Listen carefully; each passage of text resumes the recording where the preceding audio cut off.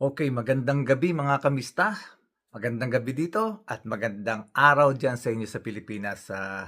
Nagbabalik po ako muli, si Mista at magre-react lamang po tayo ngayon dito sa isang lumabas na issue o balita o article tungkol po sa nangyaring pagwawala po yata nitong ating dating commissioner sa tawag dito sa Commission on Election po na si ah, ito pong si Attorney Rowena Guanzon. So ngayon po, hindi po natin bibigyan ng reaction actually yung ginawa ng Guanzon. Sa susunod na video ko po itatakel yan or pag-uusapan. Ngayon po, ang gusto kong pag-usapan natin, pakinggan po natin mabuti ito. Ito po ay tungkol sa reaksyon ni Senator Robin Padilla doon sa ginawang pagwawala ni Madam Guanzon sa BGC mga kamista.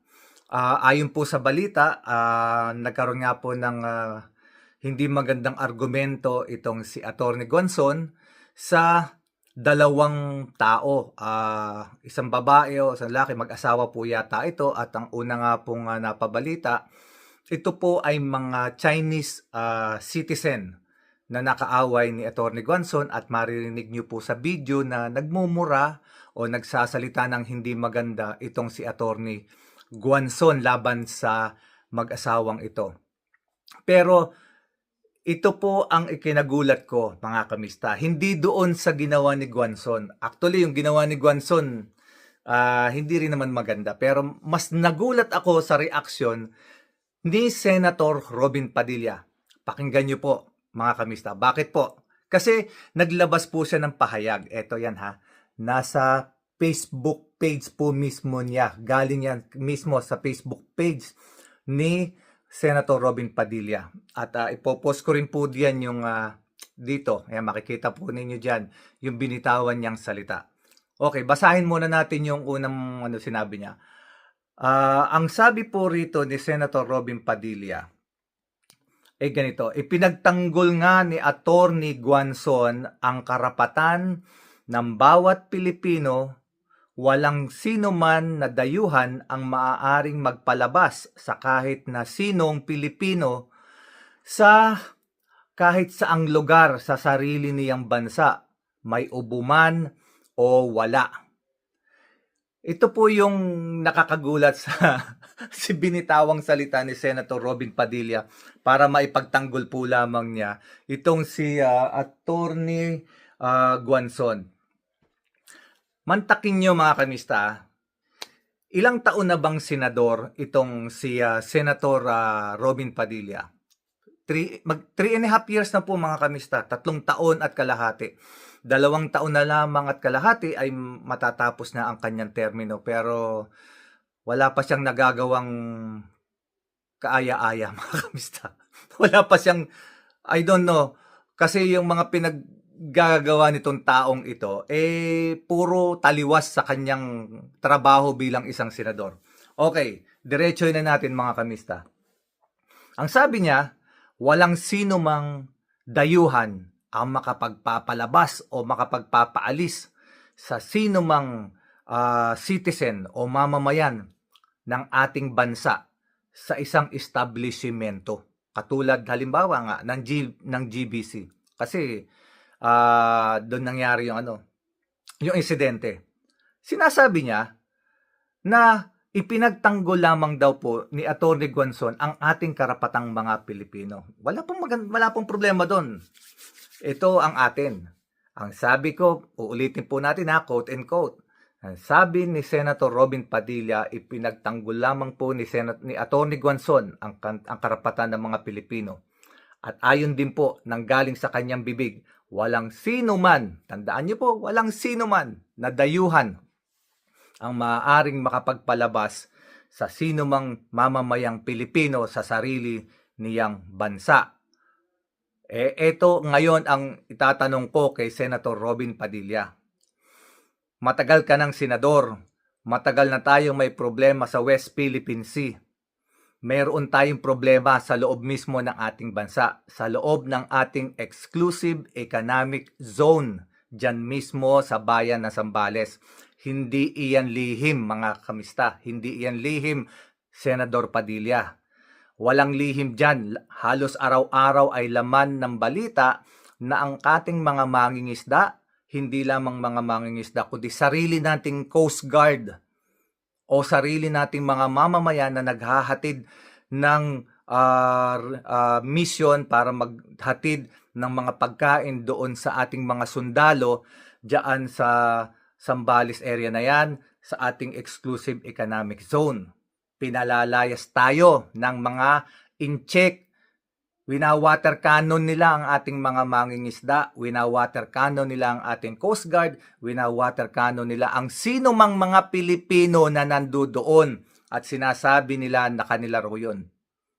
Pero atin po yun, exclusive economic zone. Bawat bansa ay may sari-sariling exclusive economic zone, mga kamista. At kung naririnig mo ko, Mr. Senator Padilla, alam mo yan, bawat bansa ay may exclusive economic zone. Pero, ni minsan, hindi ka pa namin narinig na nagsalita at sinabing walang sino mang dayuhan na katulad ng mga inchik na dapat magpaalis sa mga mamamayang Pilipino sa West Philippine Sea.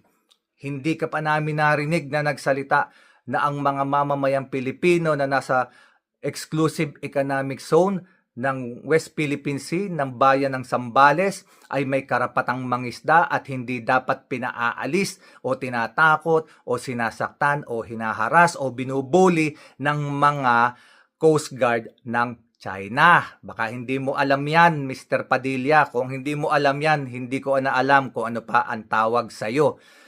My goodness, hindi nalihim yan. Ngayon magsasalita ka dahil yung kakampi mo, yung kaalyado mo na isang, alam mo na, alam naman namin yon, kabalat mo yan kadugo mo yan, kakampi mo yan, kaalyado mo yan dahil pare-parehas kayo na nagtatanggol do sa mga amo ninyo.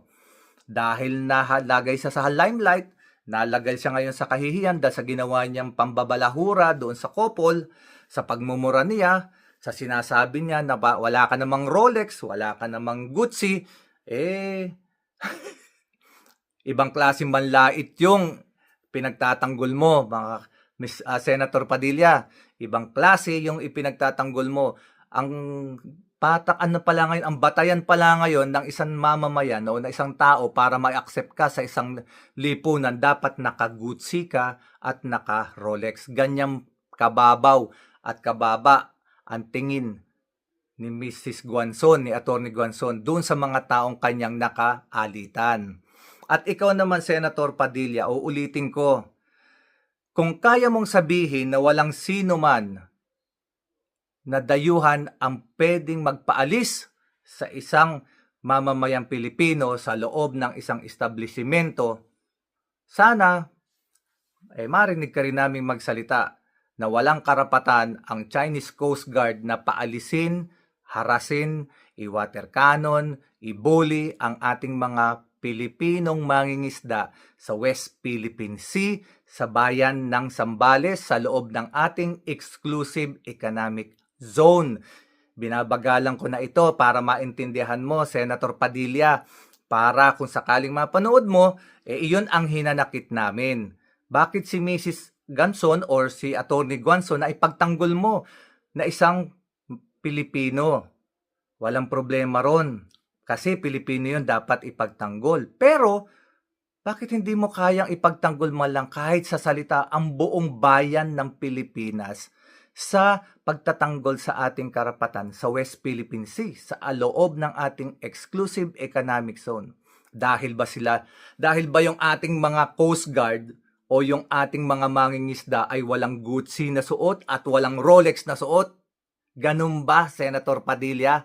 Ganon din ba ang paningin mo na kaya hindi mo kaya silang ipagtanggol sa mga in-check o Coast Guard ng China na nambubuli at nananakit, nanghaharas, nagwa-water cannon sa ating mga mamamayan dyan sa West Philippine Sea?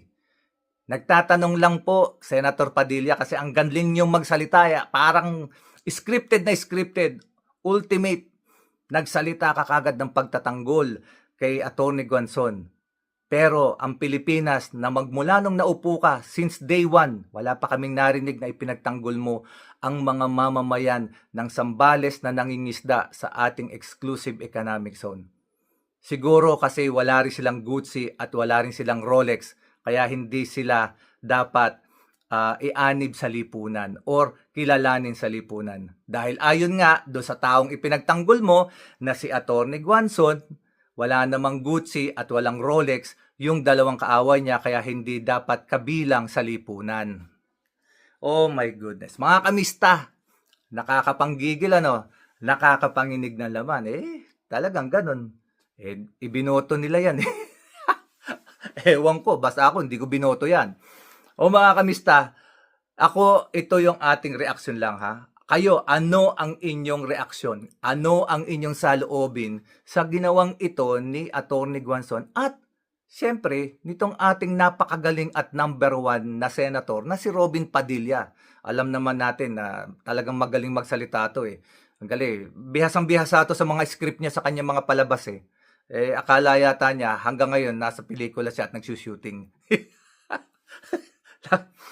hindi pa may hangover pa rin ng shooting siguro o ng si Senator Padilla. May hangover pa rin siya na akala niya nasa set pa rin siya nagsushooting. Akala niya may take 2 lagi. Mga kamista, kayo ang opinion ninyo sa nangyayaring ito? Ano sa tingin ninyo yung ginawa ni Senator Padilla? Tama ba? May kabuluhan ba? Meron bang kahihinatnan ito na makakabuti sa Pilipino? O lalo lamang niya inilagay ang kanyang sarili sa kahihiyan dahil sa mga sinabi niya? Biriin nyo, 3.5 years na siya dyan. Wala pa siyang pinagtanggol na Pilipino laban sa mga dayuhan, kundi ito lamang si Atty. Guanzon na ipinagtanggol niya kahapon lamang. Ay nako, hindi natin maintindihan ang takbo ng ating politika at sana matapos na yan termino mo, Senator Padilla. Wala ka namang ginawa dyan. Bakit nga ba kami nagagalit? Wala ka namang ginawa. Wala ka naman talagang ginagawa. Okay mga kamista, hanggang dito na lamang. At sa mga kapatid nating Muslim, Assalamualaikum, God bless us all. At sa mga sumusubaybay po sa akin, na mga nag-subscribe po sa akin, pasensya na po, hindi po ako nakakapag-active previously, mga ilang siguro 2 months na rin kasi na-busy po tayo sa trabaho. Meron po tayong pinagkakaabalahan din kasi. So, madalas ang duty pa natin is straight, puyat, pagod, kaya hindi na natin masyadong napagtutuunan yung ating vlog. Pero maraming salamat pa rin po sa lahat ng ating subscriber. Thank you very much po sa mga sumusubaybay pa rin. At hayaan nyo po, pipilitin ko na makapagsunod-sunod uli sa mga nangyayari ngayon. Magbibigay tayo ng reaksyon sa mga nangyayari. Basta tandaan nyo po mga kamista, huwag po tayong tumingin sa kulay. Huwag po tayong tumingin kung yan ay pula, berde, pink, dilaw, whatever. Ang kailangan po mga kamista, tignan po natin ang ating kulay. Tayo po ay mga Pilipino. Ang dapat po na nating kinakampihan ay yung ating pagiging Pilipino. Ipagtanggol po natin ang ating bayan, ang ating pagiging Pilipino. Huwag tayong pasailalim sa mga politiko na pinaglalaroan lamang ang ating mga pamumuhay, ang ating feelings, ang ating bayan na hanggang ngayon nagtatalo-talo na sila dyan sa gobyerno, nag-aaway-aaway sila, pero tayong mga mamamayan pa rin ang laging talo. Lagi pa rin tayong talo hanggang ngayon. Away sila ng away, pero wala pa rin nangyayaring pinakamaganda o konkretong solusyon. Kailangan, ito lamang ang ating tandaan. Pag ang isang politiko ay may ginawang tama, purihin po natin sila para ma-inspired sila na gumawa pa ng mas magaganda. Pero pag ang isang politiko ay walang ginawa, kundi lumamon, magsuklay lamang ng buhok o humimas ng bigote, magtanggol sa mga inchik na parang makapili noong panahon ng Hapon, na yung kakampi lamang nila ang kanilang pinaglilingkuran, na walang ginawa kundi maglingkod lamang sa isang pamilya at hindi sa mga Pilipino na bumoto sa kanya. wag na ho natin silang bigyan ng pagkakataon mamuno pa. Sa susunod, matuto tayong mamili. Mga kamista, hanggang dito na lamang at sa susunod po nating vlog, ating reaksyon. At sana po mag-comment po kayo sa comment section natin at kung ano yung sa tingin ninyo, kung ano tong ginawa ni Senator Robin Padilla, kung tama ba sa tingin nyo o mali. Ano sa tingin nyo? Tama rin ba si Rowena Guanzon na pinagtatanggol ni Senador Padilla? So hanggang dito lang, maraming po salamat. God bless po mga kamista. At hanggang sa muli, pagpalain po tayong lahat ng Panginoon. Maraming po salamat. Bye-bye.